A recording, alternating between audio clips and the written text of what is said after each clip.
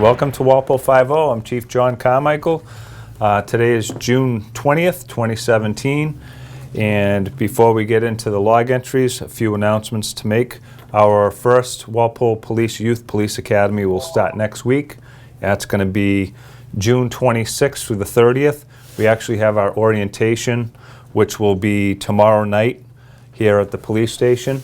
Where all the parents and the kids that are going to be participating in the academy, we have 30 of them that will come in, and I'm going to give them their orientation, their t-shirts, their water bottles, and what will be expected when they report here on the 26th. So we look forward to this. We've been wanting to do this for quite some time, and as mentioned, we have 30 kids that are signed up for this class. We're going to do another one in July, which has about the same amount of kids. These are all 7th and 8th graders, so we look forward to that. We got a lot of good stuff planned. So we'll see all of you guys then. School is out, so I just want to mention to all of our students out there to have a great summer. We were able to attend a lot of the field days and get officers out there and engage in the kids at our schools, which we always love to do, and we appreciate the schools letting us be a part of that and to be a partner with them. It's a priceless thing that we have, and we really enjoy that. Coalition, I want to mention the Walpole Alcohol and Drug Coalition is going to be having a vigil for overdose victims, and this is going to be on July 12th. It's going to be at 7 p.m. in the town common, and the goal of this is to remember the people in the past 5 years who have died from drug overdoses here in Walpole. And it's also a time to get together and let the families who have grieved over these situations come together and talk about stigma and reducing stigma, because we know that that this addiction issue, that people that suffer from addiction, it's not a character flaw. It is a disease with many underlying factors, and there's no cure for it, and the only cure for it really is treatment and recovery, and that recovery is something that has to last for a lifetime, following the steps to get treatment. So it's very important to give the overdose statistics in Walpole. Over the past 5 years, we're at 144 overdoses, and we have remained steady at 30 fatalities, and 66 times where we have administered the drug naloxone and Narcan, either through the police, the fire department, or other bystander administrations. And we consider those saves. So if you think about Walpole, we could potentially be looking at almost 100 fatalities just here in Walpole. And to equate that to other situations, imagine if that many people had succumbed to car crashes and what we would be doing about that situation like that. So this remains a huge priority for us in trying to deal with the problem. We've lost 30 people in our community, and that's 30 too many, and we look forward to everybody coming out and meeting us on this vigil on that night, and remembering these people that have succumbed to this disease. So also, that pretty much ends just the announcements. Getting into the log entries, on June 13th, there was a larceny off Patrolman Murphy and Crown took a report of a larceny. This was by check at Minuteman Ford, but the suspect had rented a vehicle and then paid with a check that was from a closed account. So there's two things that can happen. When somebody writes a check with an open account and there's just not enough money in there, that's an insufficient funds issue, and usually the bank takes care of that, and they may apply a fee to the person that wrote the check or bounced the check. And then there's the situation where somebody may write a check to an account that's already closed, and when you write a check to an account that is closed, that means there's no money in there, and therefore somebody that would be doing something like that, doing that overt act knowing the account is closed, is technically larceny. So they charge this person with larceny by check, and that'll be done through the summons process. An immediate threat, Officer Crown Moriarty delivered an immediate threat for an individual. It was a person that crashed their vehicle at a gas station here in Walpole, and sometimes we see situations, some underlying factors that might be involved when somebody crashes, And as a result, sometimes what we do is we file an immediate threat. And that's basically a flag on the license with the registry of motor vehicles. And we set up a hearing, and the person has to go to a hearing in front of the the registry of motor vehicles to see if they are capable to continue driving. And many times we see these situations where somebody strikes a building, like in a parking lot, or may strike a pedestrian, or in this case, crash in the gas station. So certain underlying factors, and we need to make sure that that person is okay to continue driving. And as a result, we set it up for hearing. Community policing, Officers Crown and Slavin, they assisted SRO Hart. We had a big tour of the police station with all first graders, and coming next year, we can't wait till we'll be doing these little tours in the new station. But for the time being, we'll continue to do those, and the kids always enjoy it and have fun. Report of elder abuse, Officer Slavin and Officer Doherty followed up with a case of a couple of claims of elder abuse that were occurring. However, the investigation kind of took a different twist. As we were investigating these claims of elder abuse, it turns out that the care provider that was providing the information relative to the abuse ended up being the person we ended up charging with neglect of an elderly person. And it turns out that there were some other issues surrounding this employee, but at one point we went to conduct a well-being check where this healthcare worker was allegedly supposed to be, and when we got there we discovered the elder by themselves when they were supposed to have ongoing care, and this person was gone and had left them there and basically abandoned them. So as a result, this investigation concluded with a summons for neglect on the actual caretaker that was reporting the original neglect. Harassment, individuals reporting harassment between two individuals is ongoing. This is just as a report stage at this point. As I've mentioned before, harassment prevention order similar to a restraining order need three occurrences, three documented occurrences where these harassments have taken place, and so we're not there yet, but a report was taken. Community policing efforts, Officer Maganello and Griffin. We were invited down to Texas Roadhouse. This was an organized community event. They went down there, and the officers kept their eyes peeled. They issued some of our Walpole police foam cars. You know, we've seen these out there, as well as some positive tickets to some of the kids, and some of them sat on Officer Maganello's motorcycle, and so that was a good time by the kids for the kids down there. Suspicious activity, a report of an individual following a woman and a child that were inside of a store on Route 1. The problem with this call is it was 24 hours later that we got the report. So a situation like this, you know, intuition always means a lot. So when this person felt that intuition that something might have been wrong in this case, this man was following woman and the child around the store, would have been a good idea to let the manager or let an employee know at the store right away and report it to us right away, just because you never know. But this took a while, and then, you know, we had to kind of backtrack to try and investigate, and it's always better than to just give us the call right away. In arrest, unlicensed operation, an individual of Boston was arrested by Officer Griffin. This was following a motor vehicle stop. Determined that the individual did not have a license or was ever issued a license, and as a result they were arrested for that. On June 14th, an individual was arrested by Officer Vince Aguirre, and this was in relation to a default warrant and unlicensed operation out of Lawrence District Court, and that individual was from Lawrence. In arrest, Detective Sullivan and Kevlich, they arrested an individual from Rhode Island. This was on charges of possession of Class D, which is marijuana, and distribution, as well as other drug charges. And there was also a default warrant on this individual. And I'll just hold up a quick picture just to show you. This is some of the items that were seized as a result of the arrest. And this individual here, what's been happening since we've legalized marijuana, and I've kind of been pretty vocal about this, is that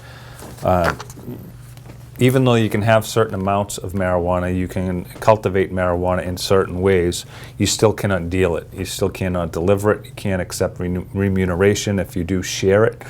But what people are doing, some people are still dealing the marijuana, and we don't allow that. The law doesn't allow it. I know the dispensaries and everything aren't open yet, but that's the way the law is.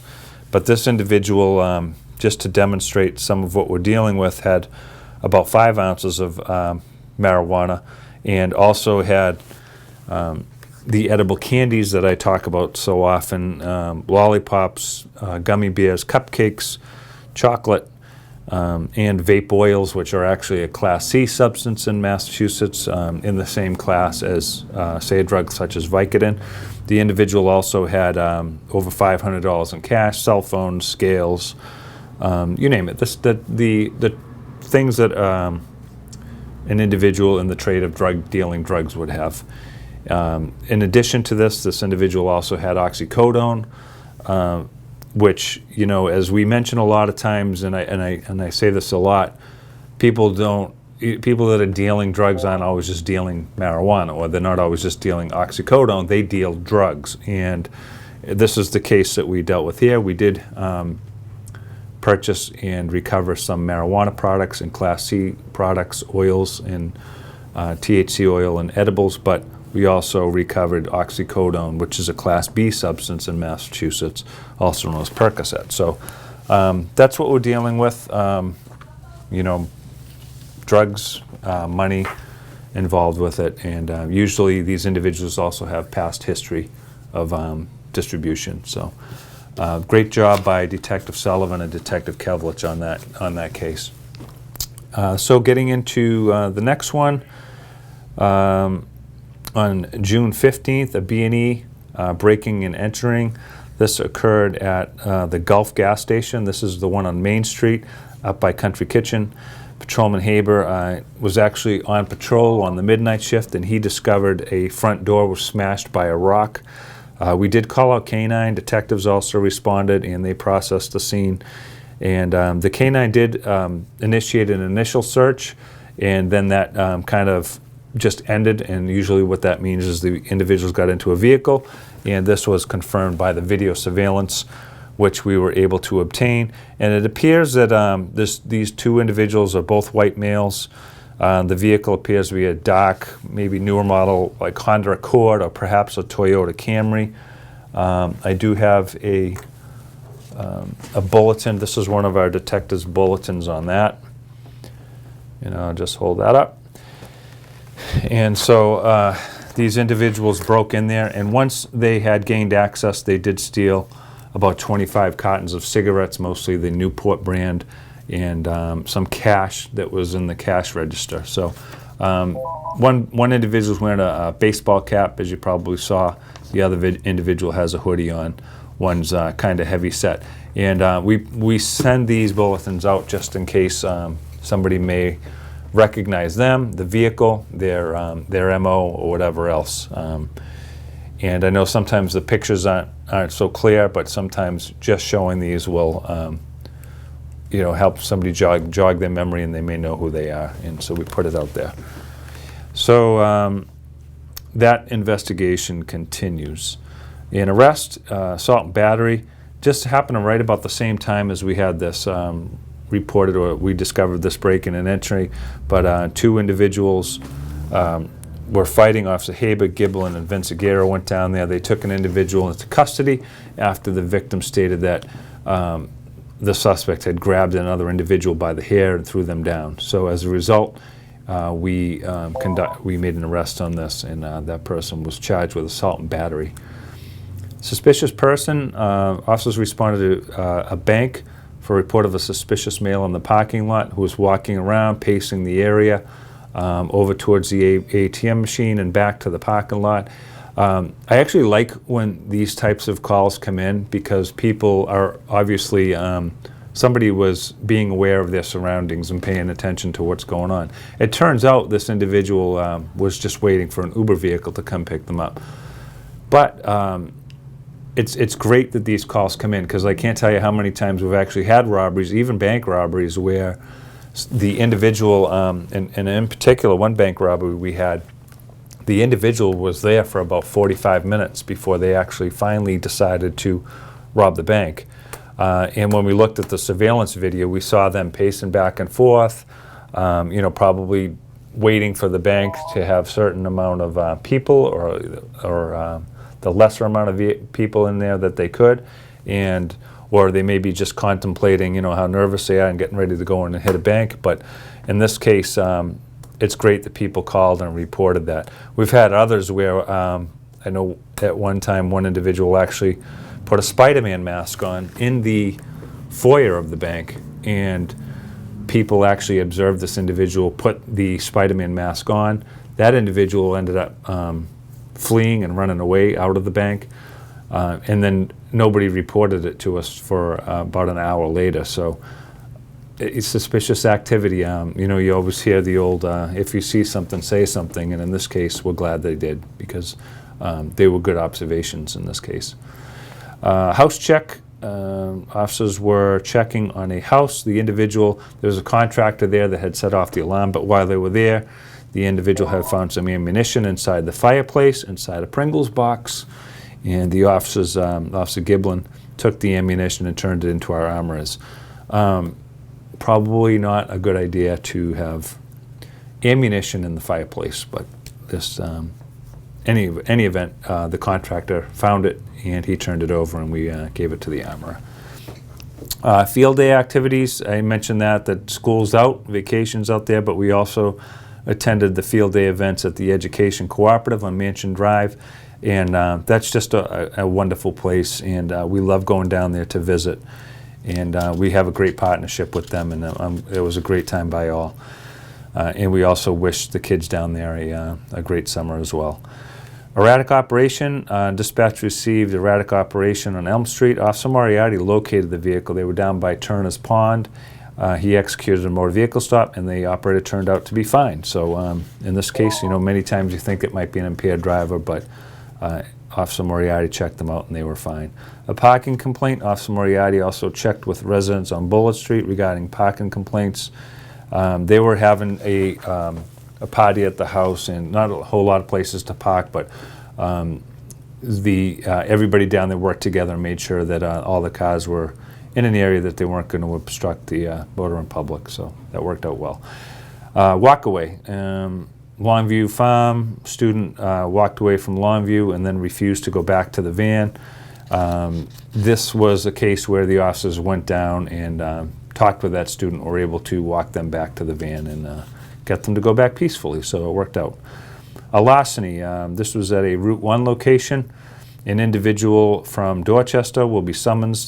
Detective Madden responded to this. It was a larceny under $250, but that individual will be summoned as a being opposed to or being arrested.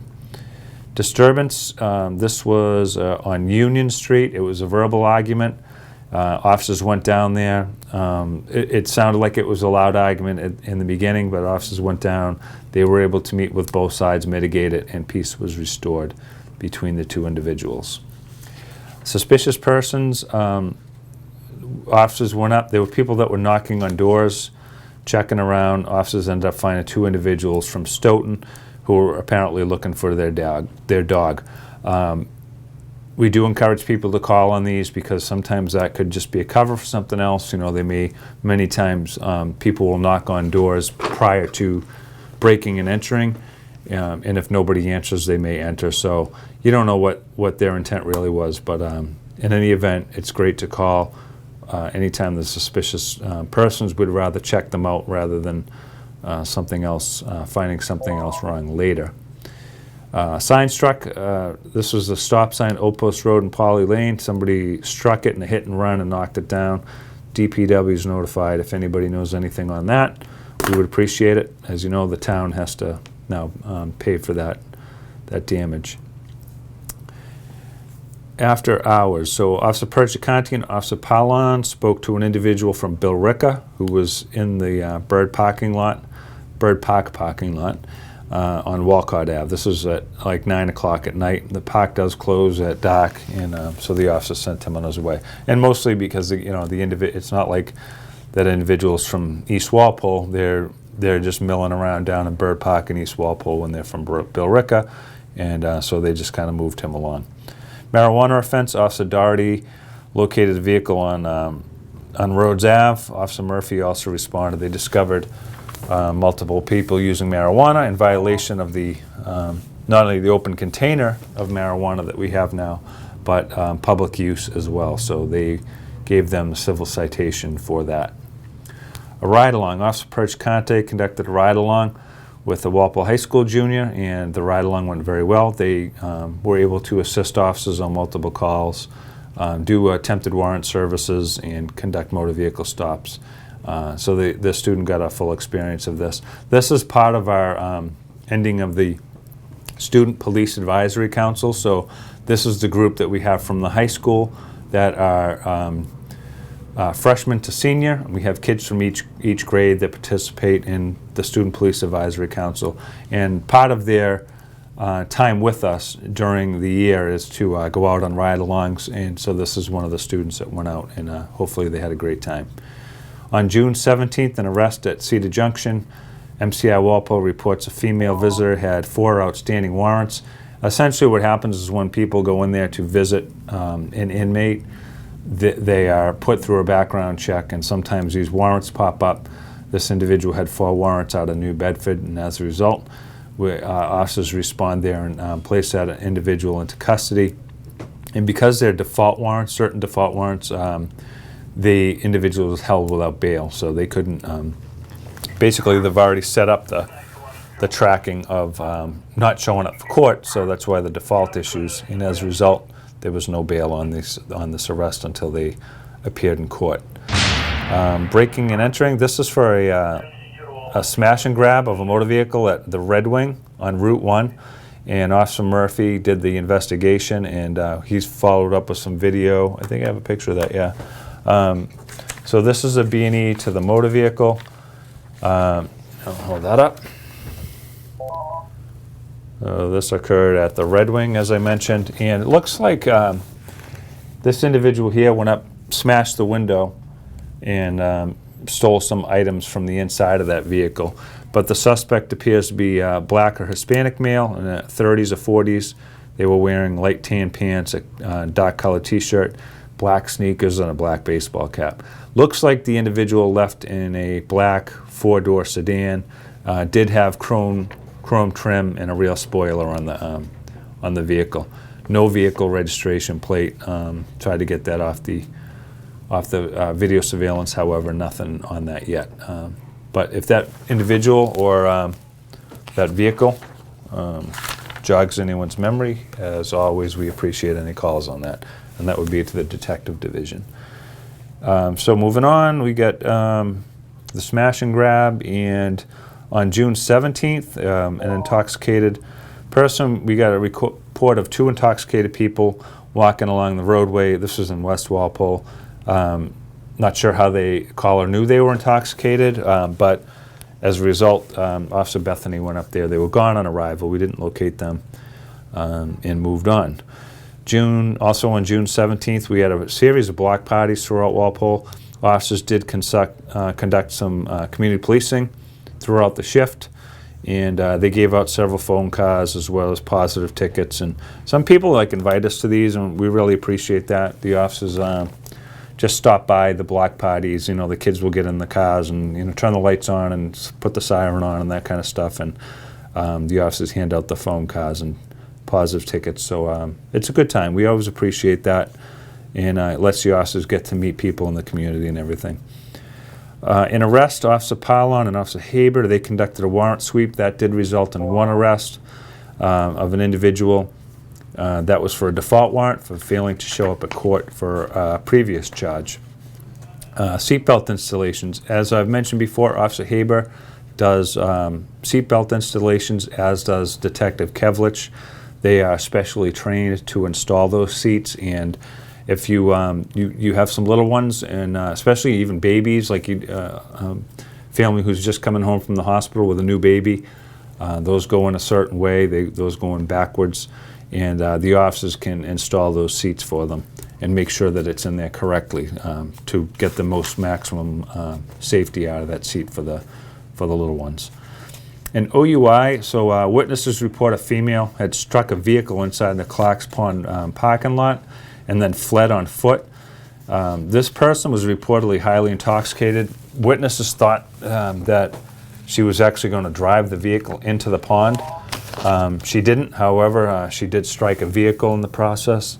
And the officers went down there. Officer Bethany and other officers were able to locate this intoxicated person. Really very intoxicated to the point where you couldn't do field sobriety tests. And as a result, the officers determined the best course of action would be to transport to the hospital for detox, and the officers did that. Obviously, that doesn't get rid of the actual OUI because that person was driving a vehicle, struck another vehicle. So that person will be charged with OUI alcohol and leaving the scene. And as a result, we'll have to subpoena the medical records and everything because this is an arrest where they're brought back to the police station and offered their rights to blood and to a breath test and all that. So we have to handle a little bit differently, but in any event, at a further date, that person will be summoned. June 18th, protective custody. Officer Giblin and Powers responded to, this was right in Walpole Center. Kind of a strange call, but there was a male individual who was reportedly very disoriented and kind of stumbling through the center of town.